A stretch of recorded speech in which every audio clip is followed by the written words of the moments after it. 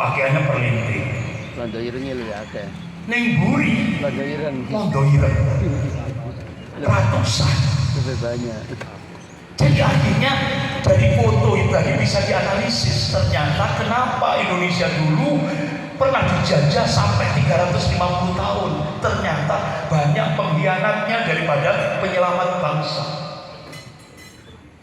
Allah ingatkan dalam surah Al-Fatih ayat 23. A'udzubillahi minasyaitonir rajim. Sunnatullahi allati qad khalat min qabl wa lam tajid sunnatan tabdila.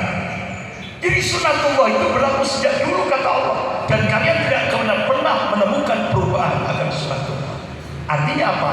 Allah mengabarkan sejarah akan berulang. Sejarah akan berulang. Yang membedakan adalah warna dan warnas. Bapak-bapak, ibu-ibu yang dimuliakan Allah. Jadi sejarah akan berulang. Dan ternyata benar. Sekarang londo ireng luwih akeh daripada londo buli. Tapi sekarang londo Cina. Londo Cina. Kalau dulu londo saiki Cina. Tapi namanya agak elegan, oligarki. Ya kan? Namanya agak keren. Padahal yo nek di bahasa Indonesia Cina gitu ya. Oligarki. Oh, kamu sekali. Sehingga akhirnya inilah apa yang terjadi tadi. Syarat Cina minta Indonesia harus menjadi sebuah negara sekuler. Itu syarat yang pertama. Jadi itu agenda yang pertama. Kemudian agenda yang kedua, bapak-bapak ibu yang dimuliakan Allah. Agenda yang kedua, pemurtadan massa. Pemurtadan massa. Dan tidak tanggung-tanggung ini. Ya. Yang menjadi subjeknya Menteri Agama. Tidak tanggung-tanggung. Dan pinter itu Pak, mungkin dia itu pinter. Pakai filosofi Jawa, nabok nyile. Jadi untuk merusak Islam lewat umat Islam sendiri. Pinter Pak mungkin dia. Filosofi. Sehingga akhirnya Menteri Agama memberikan statement umat Islam harus menerima pluralisme agama. Pernah dengar? Umat Islam Indonesia harus menerima pluralisme agama. Satu keyakinan yang menganggap semua agama sama. Jadi kita itu diajak untuk menyelisih Rasulullah SAW. Diajak untuk menyelisih Allah dan Rasul. Sampai Rasulullah ingatkan, kalau Rasulullah SAW waju'ilan dillatu waju'ilan dillatu wassadarah. Saya lupa hadisnya. Jadi dijadikan hina, dijadikan rendah manakala menyelisih perintahku, kata Rasulullah. Bahkan sampai Allah tegaskan, wa may ya'sillaha wa rasulahu faqad dhalla dhalalan mubina.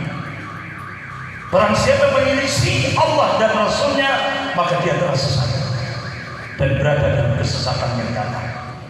Ini. Jadi kita malah diajak untuk menyelisih Allah dan Rasulnya.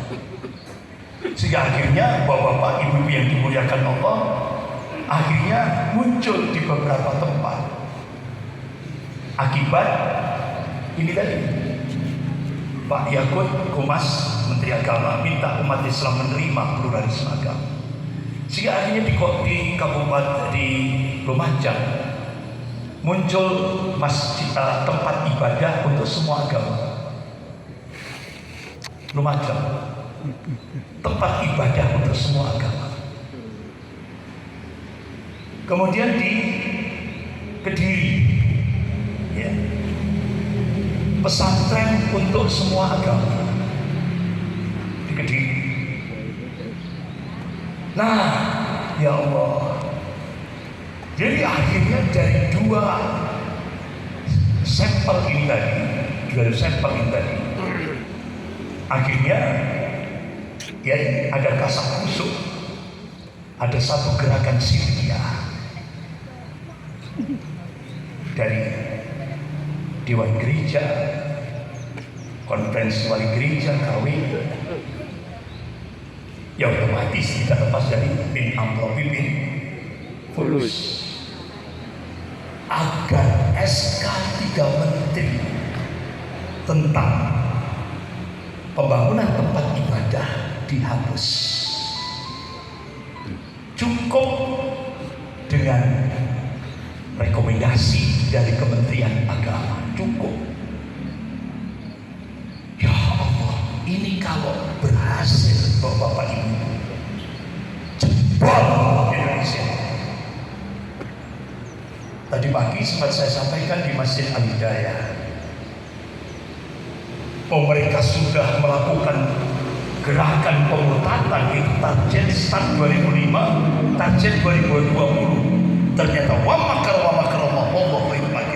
Mereka membuat makar, tapi Allah balas makar mereka, dan Allah sebaik-baik membuat makar. Gagal proyek pemutatan 2020, gagal. Tapi ternyata Bapak Ibu yang dimuliakan Allah, dibuat strategi baru. Target 2025 kurang 2 tahun. 2025 ya. Target 2 tahun. Jadi ternyata Bapak Ibu yang dimuliakan Allah,